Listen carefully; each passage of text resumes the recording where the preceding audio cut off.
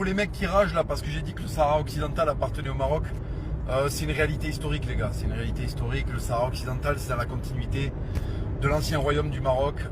La Mauritanie a été marquée par le royaume du Maroc et le Sahara occidental est entre la Mauritanie et le Maroc. Donc si vous voulez, je comprends que l'Algérie soit intéressée d'avoir une façade maritime sur l'océan, mais en fait c'est pas pour ça qu'il faut refaire l'histoire. Le Sahara occidental il est marocain. Voilà, donc bon, il faut être honnête quoi. C'est comme ça. Moi je m'en bats les couilles, hein, ça change rien à ma vie, mais c'est une réalité, voilà.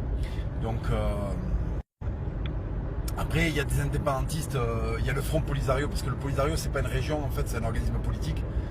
Il y a des indépendantistes du Front Polisario et ça après c'est une chose, mais en tout cas ça a toujours appartenu. Ben, en fait, il y a des dirigeants musulmans qui sont déjà là-dedans. Le roi du Maroc, le père Hassan II, qui est un boss, hein. Hassan II, je le respecte à un degré, tu peux pas imaginer. Mais Hassan II, il a pris un pays, si tu veux, de Goliot, quoi, et il en a fait un truc incroyable. Il en a fait un royaume. Le Maroc a une histoire déjà incroyable. C'est un des fleurons du Maghreb, hein, culturellement. Le Maroc est très ancien. L'Algérie, si tu veux, c'est une création. C'est surtout une côte, voilà, c'est une côte avec les Ottomans. Mais la création sur le pays Algérie a été cartographiée par les Français, c'est une création française. Le Maroc existe depuis l'Antiquité, en fait. Je veux dire, le Maroc d'Hassan II sont des pays qui sont tout à fait viables. Et il n'y a pas de racailles. Mais les racailles se font trépaner. Mais en fait, il faut bien comprendre un truc. C'est que le maghrébin racaille que tu as en France, c'est un produit de ce que le Maghreb a de pire et de ce que la France a de pire. C'est à la République, c'est-à-dire ce que la France a de pire, fabrique un individu qui est le pire que peut faire le Maghreb. Et là, mon pauvre, c'est l'enfer, quoi. C'est l'enfer. On dit que le roi dit souvent je veux. Aujourd'hui, vous diriez je veux quoi pour le Maroc? Qui ne dit pas je veux? Ben, vous pouvez le dire avec plus d'autorité que Eh d'autres. bien, je veux pour le Maroc. Je ne parle pas du peuple, il l'a toujours été. Je veux pour le Maroc des dirigeants intelligents, une jeunesse intelligente,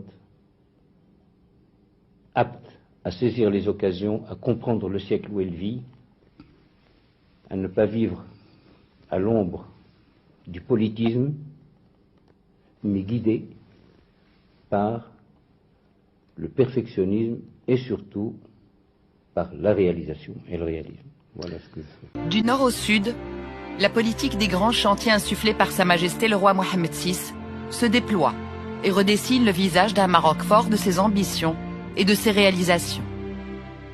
Tous les secteurs clés sont concernés.